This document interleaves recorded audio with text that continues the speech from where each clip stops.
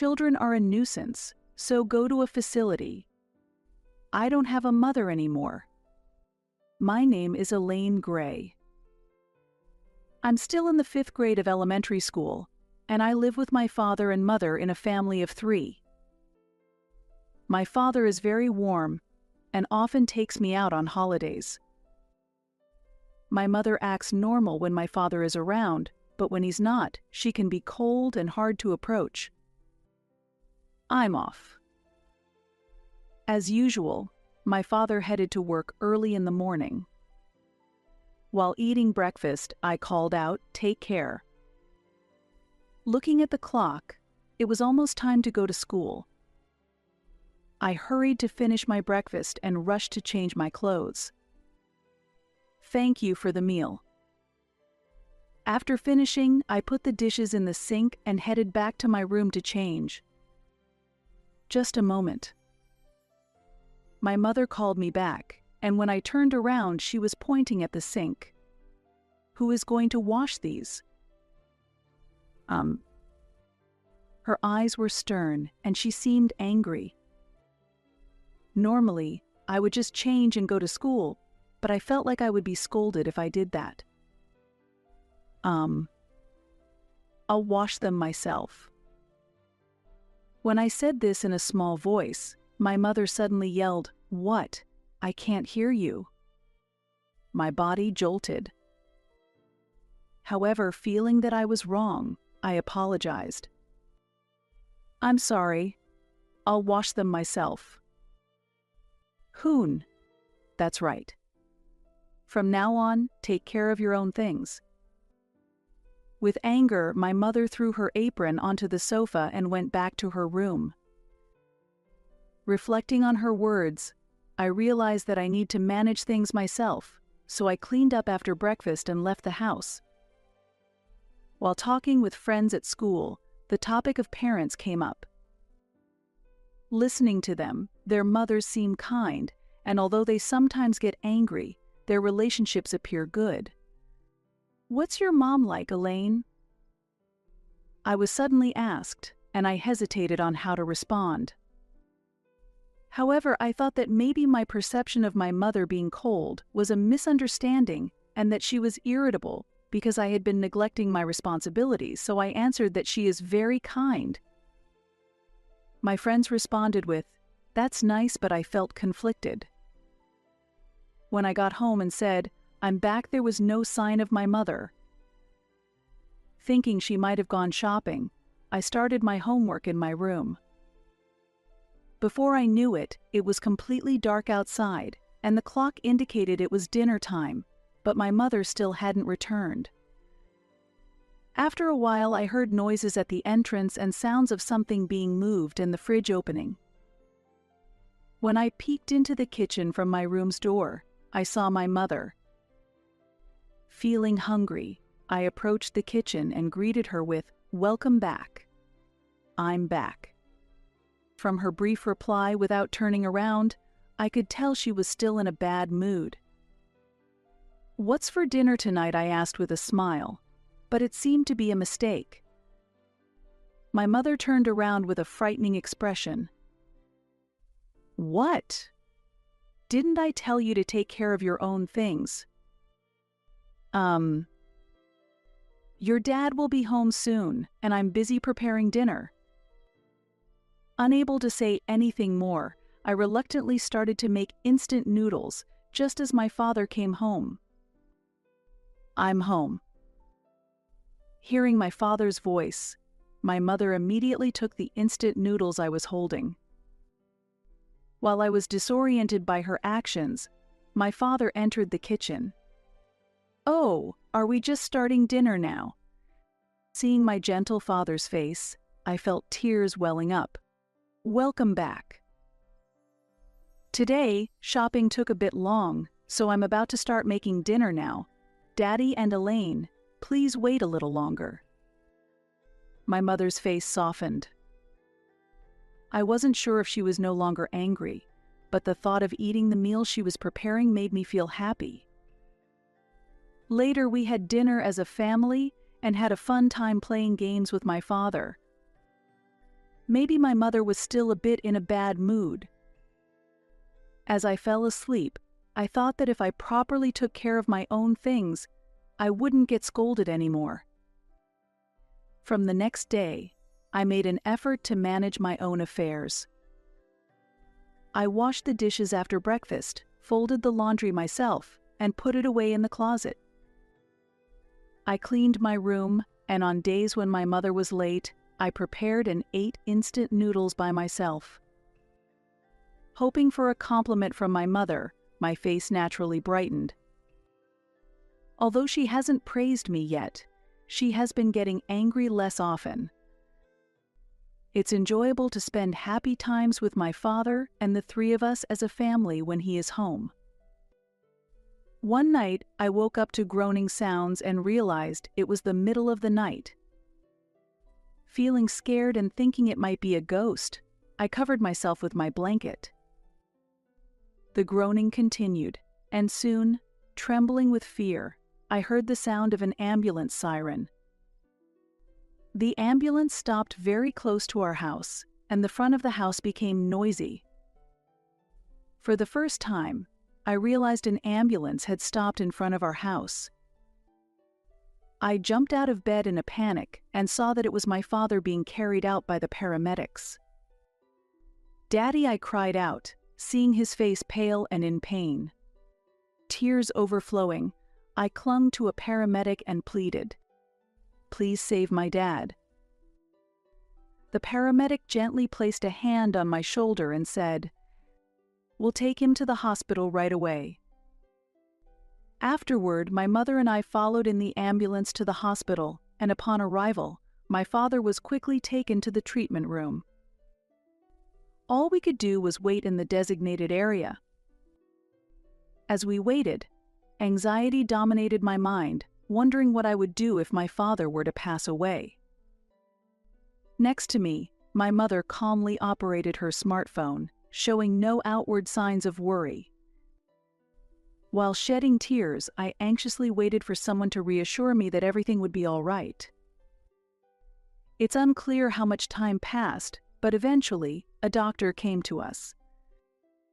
While my mother and the doctor discussed something complex, all I could understand was that a serious illness had been discovered in my father, and he would need to stay in the hospital for a while.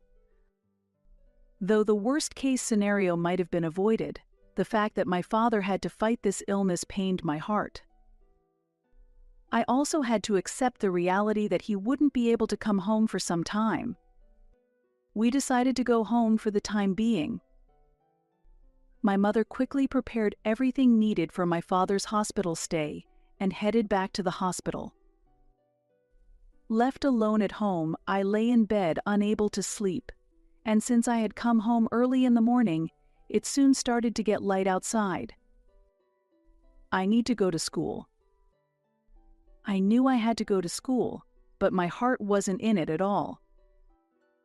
I had no appetite and just lay still in bed. "Aren't you going to school?" It was noon by the time my mother noticed I hadn't gone. Although my mother didn't scold me for skipping school, she needed to visit the hospital and hurriedly left the house. Having not eaten anything since the morning, I headed to the kitchen.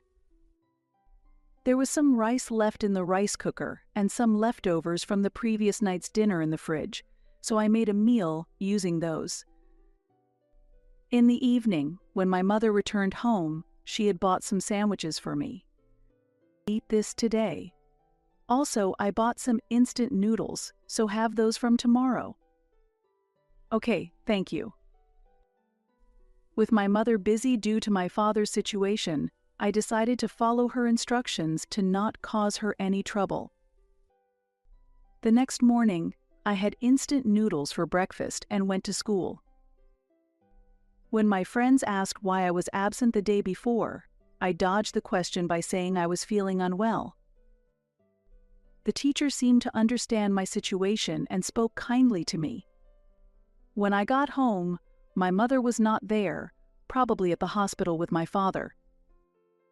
Thinking about it, I started on my homework. I wanted to visit my father too, and planned to ask my mother if we could go together on the next holiday. While I was doing my homework, the phone rang, and since no one else was home, I decided to answer it. "Hello." "Ah, Elaine, is that you? What are you doing?" It was my father on the other end, and hearing his voice made tears spill over. "Dad. Are you okay? I want to see you."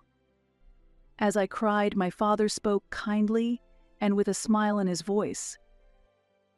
"I'm sorry for worrying you. There's no problem now. Dad wants to see you. I'd like you and Mom to come visit." Yeah. I'll talk to Mom about it." "That's good. Is Mom there with you?" I was a bit puzzled by my father's question. Mom wasn't at home, and I thought she might be at the hospital. "Mom isn't here. Maybe she's at the hospital." When I responded, it seemed like my father realized something and began to speak in a roundabout way. "Ah, I see, that's right. I just got home a little while ago. I think she'll be back soon. Elaine, are you eating properly?" "Yeah, Mom bought some instant noodles for me, so I'm okay." After my reply, there was a brief silence from my father before he changed the subject with a simple "I see." After the conversation with my dad, I heard the front door open, signaling my mom's return. Dad had asked to speak with Mom, so I handed the phone to her when she got home. Mom seemed a bit shaken as she took the phone and talked with Dad. When Mom came home, I could smell tobacco on her, making me wonder where she had been before returning to her room. The next day, when I asked Mom if we could go to the hospital together, she made a complex expression but eventually agreed to take me. The reunion with my father had been a long time coming. He was connected to an IV, but as soon as he saw me, he showed a big smile. "Elaine, I'm so glad you came." I instinctively hugged my father, nearly crying at the sight of him looking so energetic, but I felt very happy. After enjoying a conversation with my father, I left the hospital room as it was time for my mother to return. As I looked back, my father was waving his hand with a smile, saying, "Come visit again." Little did I know that this would be our last conversation. Soon after, my father's condition suddenly worsened, and he passed away. I couldn't believe the reality and dressed in black as my mother instructed, attending the funeral. Many people gathered at the funeral to say their goodbyes to my father. My mother was composed throughout, and watching her, I almost hallucinated that my father was still alive. As I was standing absently in a corner of the venue, someone approached me. "Hey, aren't you Elaine?" Turning around, I saw a woman dressed rather flamboyantly standing there. Confused about who she was, the woman sat next to me and began to speak. "It's been a long time, hasn't it? I'm your aunt, your father's sister." Now that she mentioned it, I could see the resemblance to my father. I didn't know about my aunt, but I had heard my father mention his sister. "Aunt."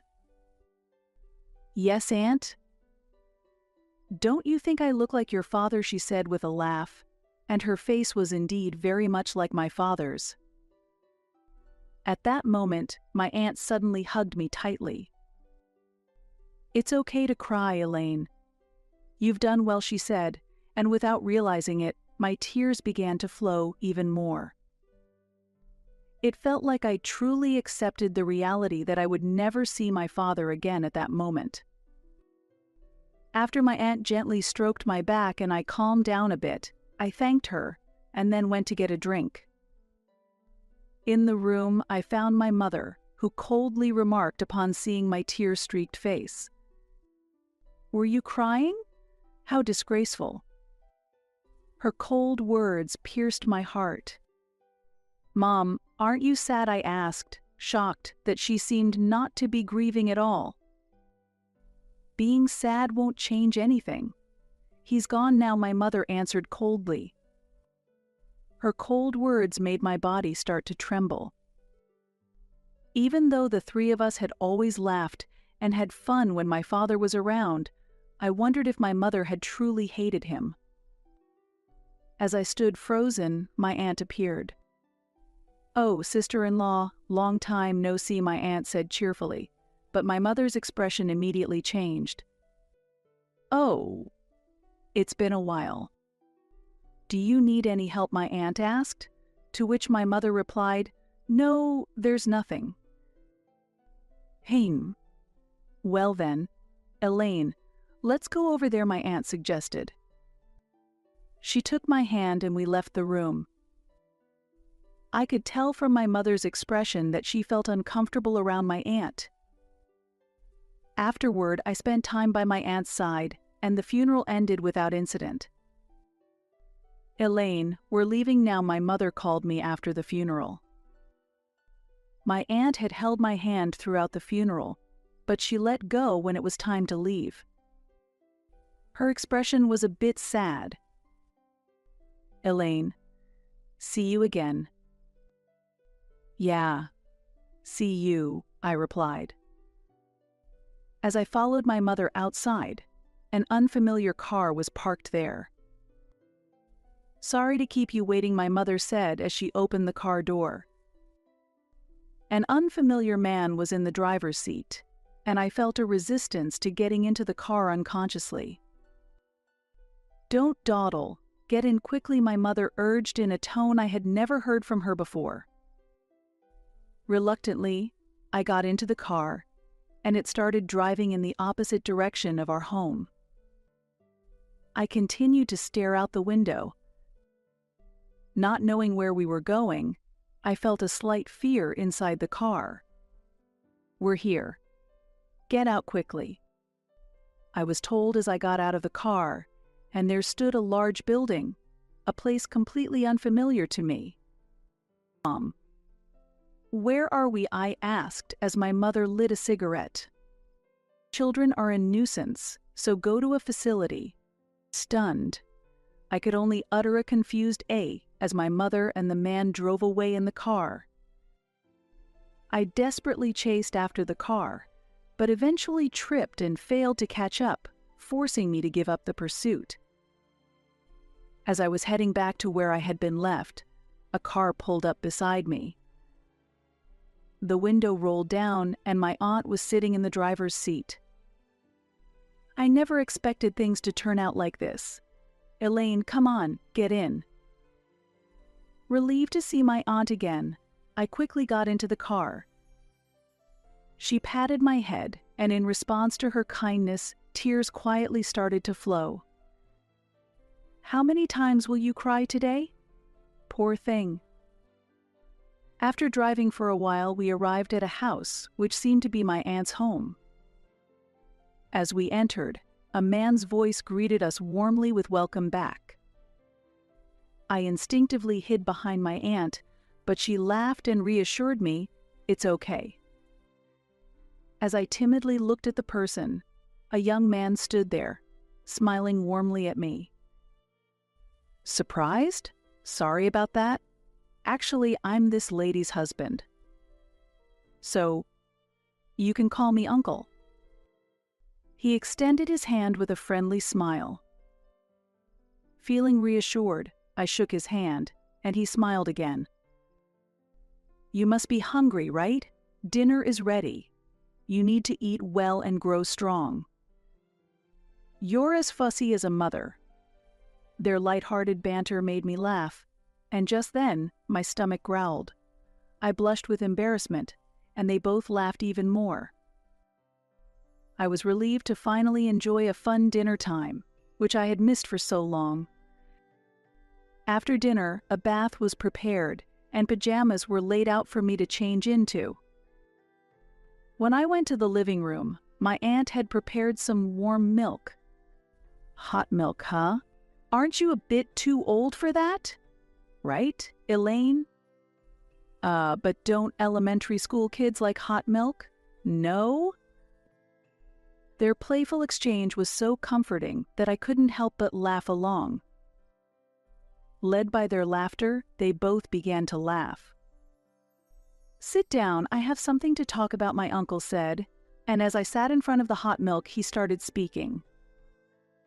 "Hey Elaine, how about becoming our child?" he suddenly proposed, and since I was about to drink my milk, I choked. Cough, cough. "What?" I exclaimed in surprise. Sorry. That was sudden, wasn't it?" my uncle said as he patted my back. My aunt, watching this, laughed heartily. "Why don't you become our child? Do you really want to go back to your mother?" my aunt continued. Her words made me think deeply.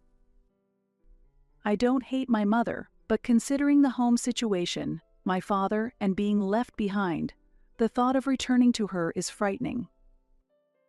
"Actually, we had talked to your father about this," my uncle revealed.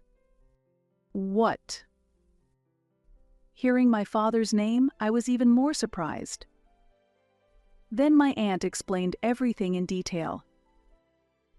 The man my mother was with was her affair partner, and my father knew about the affair. He was very worried about me. As his condition worsened, and he realized he might not have much time left, my father asked them to take care of me after he was gone. Hearing this, tears overflowed and I desperately missed my father. "Your father loved you very much and cared deeply for you," my aunt said as she gently stroked me, her touch warm and comforting. I silently shouted words of thanks to my father over and over in my mind. I remembered my father, who always played with me and whom I dearly loved. I decided that from now on, I want to become stronger. "I want to stay with you, Aunt and Uncle," I told them, and they were very pleased. Formal procedures are needed for us to officially become a family, and while these will take some time to complete, I was assured that I can stay with them without worry in the meantime.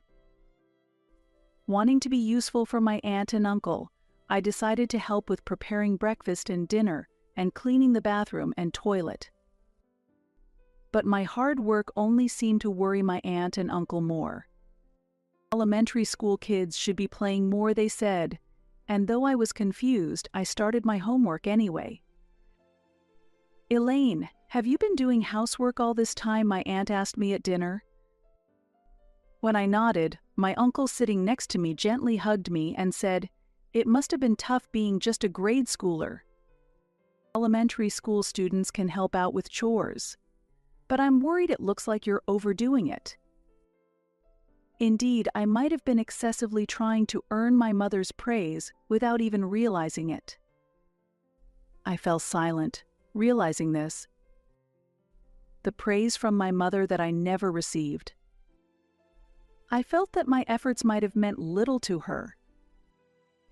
"You don't need to worry about anything here. You can help out. But what's important is your friends, school, and taking care of yourself. We want you to cherish yourself." My aunt's words resonated deeply with me. My uncle nodded repeatedly, his eyes moist. I strongly felt how happy I was to be with my aunt and uncle. 2 weeks after my father's funeral, I was called to the teacher's room at school. Wondering what it was about, I was told that there was a phone call from my mother. The teacher shouldn't know much about my situation. Thinking that leaving the phone call unattended might trouble the teachers, I picked up the receiver with trembling hands. "Hello." "Elaine. Answer the phone quickly." The voice of my mother, which I hadn't heard in a long time, was shouting. "Where are you right now?" "I called the facility, and they said you aren't there." I choked up, unable to respond. "Are you listening to me? Well, never mind. I'm coming to pick you up because then I'll get the allowance. I need the money right now," my mother said. Hearing her words, I felt myself rapidly regaining composure. The thought of wanting to be loved or praised by someone who had betrayed my father was both frustrating and painful. Now I have my aunt and uncle by my side, and they are precious to me. My beloved father is also watching over me from somewhere. I can become stronger. I don't have a mother anymore. Before I realized it, those words had been directed at my mother. "What? What are you talking about?" my mother retorted. "Are you mistaken?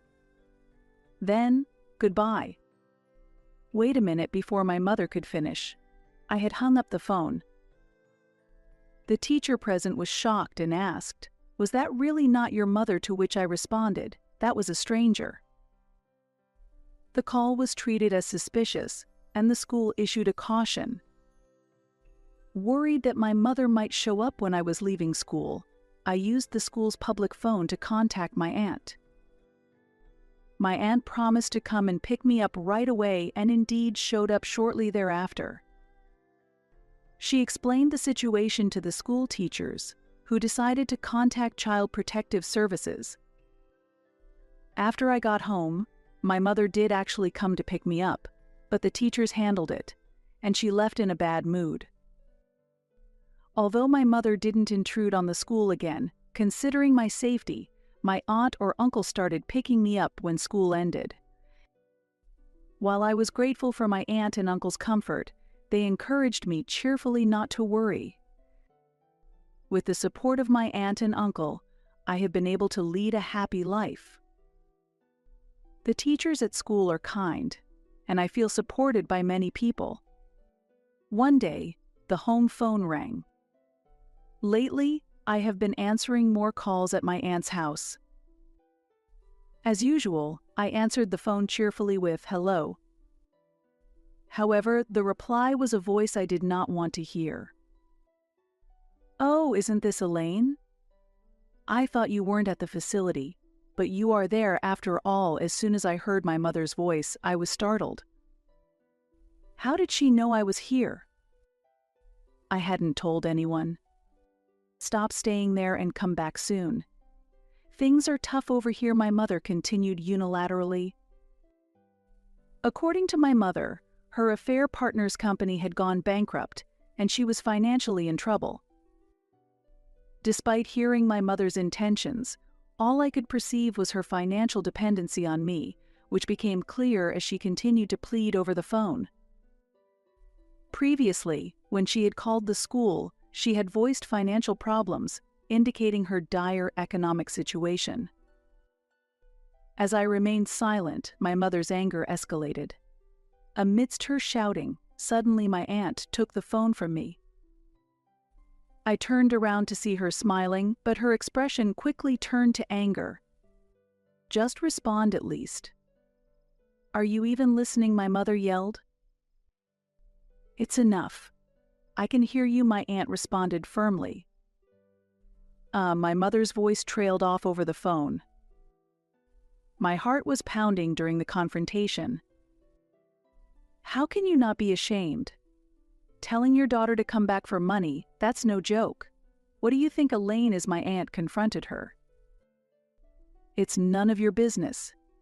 Elaine is my daughter. Give her back," my mother argued. "Why did you leave your daughter in front of a facility then?" "Stop making convenient arguments," my aunt retorted. "I'll call the police. I'll accuse you of kidnapping," my mother threatened. "Go ahead, say that.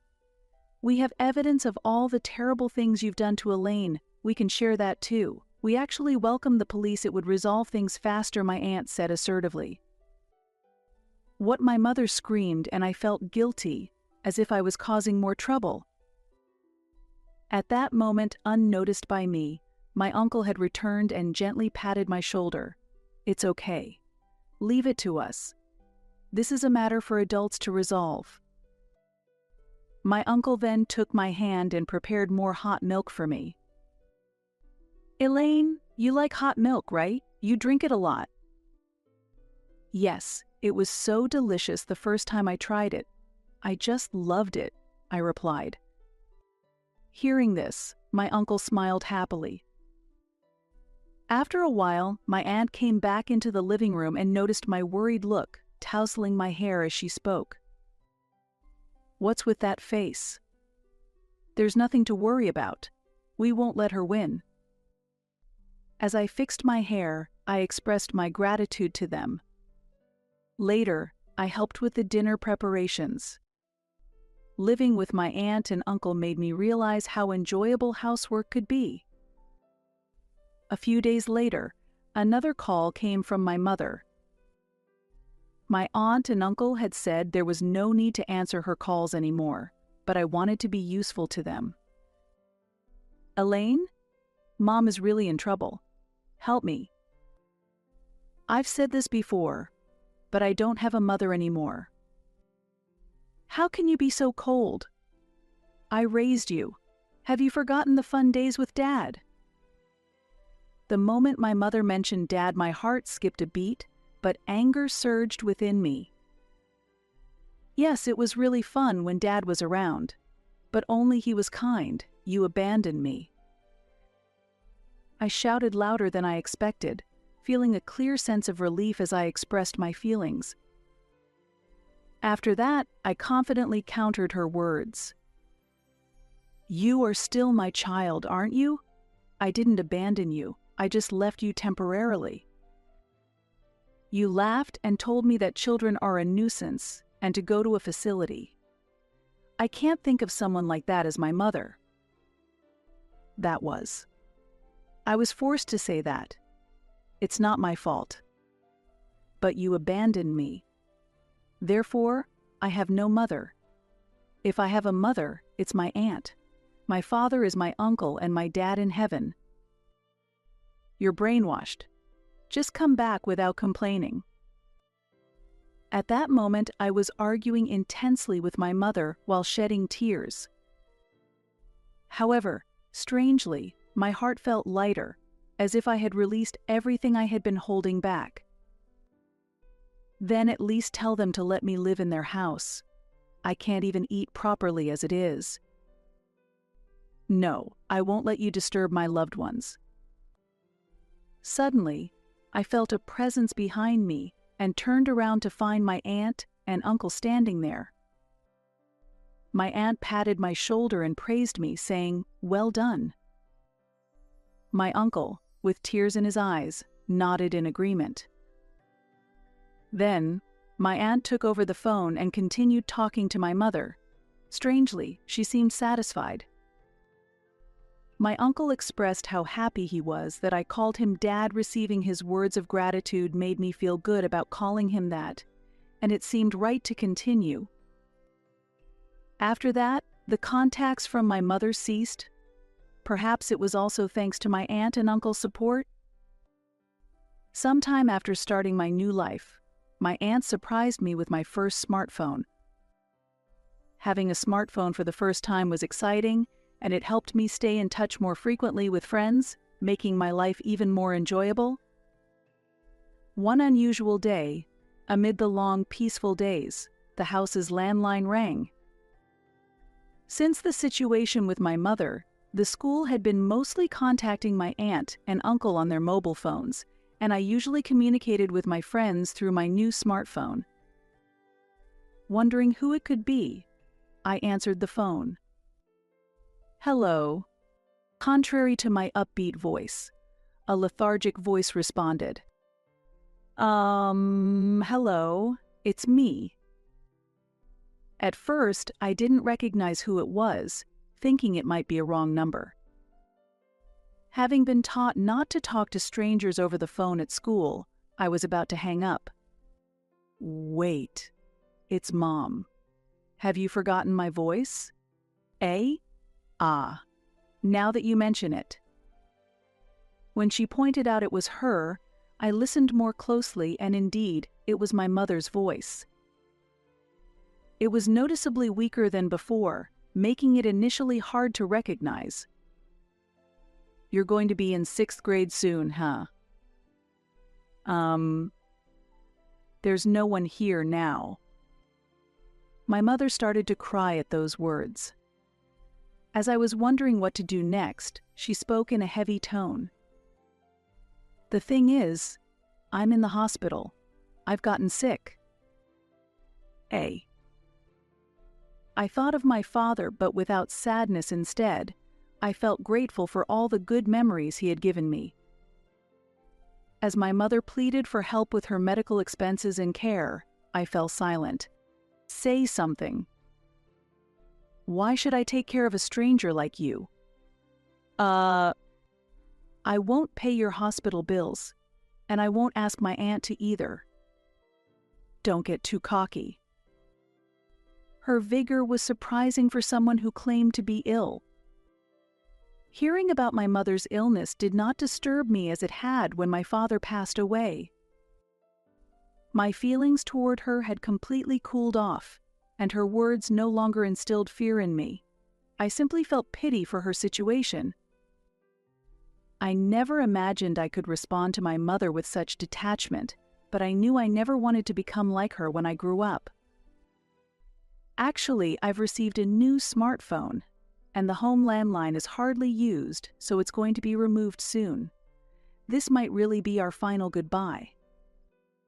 Watching her panic, I continued coldly. "Don't end things this way. Then, give me your smartphone number."